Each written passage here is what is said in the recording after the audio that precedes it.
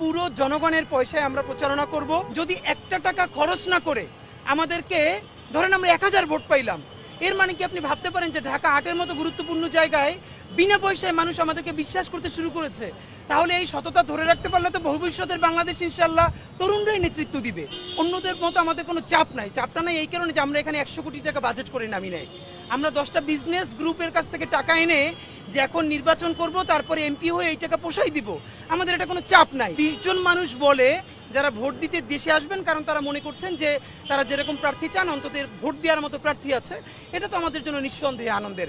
দেখেন, আবারও বলি, আমরা নির্বাচনে নেমেছি, অবশ্যই আমরা প্রত্যাশা করছি ইনশাল্লাহ আমরা জয়ী হব। তারপর সততাটা ধরে রাখা, এবং আজকে বলি জাবের এখানে আছে, আর জাবেরের নাম্বারটা কে যেন খুঁজে বের করে আমরা এখানে আসার আগে বিদেশ থেকে এক ভাই 20,000 টাকা আজকে পাঠিয়েছে, যে সে চায় আমরা যেন প্রতিদিন ক্যাম্পেইনে বাতাসা বা অন্য কিছু আমাদের ভাইদেরকে খাওয়াই।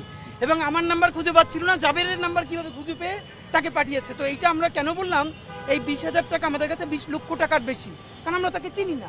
তা আমরা মনে করছি এই পুরো জনগণের পয়সায় আমরা প্রচারণা করব। জনগণের কাছ থেকেই আমরা এই যে আজকে এখন পর্যন্ত আমরা কোনো ইশতেহার দিচ্ছি না, তাদের কাছে যাব, তাদের পরামর্শ শুনবো, তাদের পরামর্শের ভিত্তিতে আমরা ইশতেহার তৈরি করবো। এবং আপনাদেরকে বলে রাখি, বাংলাদেশের সংবিধানের মতো এই বিরাট মোটা সাইজের কোনো ইশতেহার আমাদের হবে না।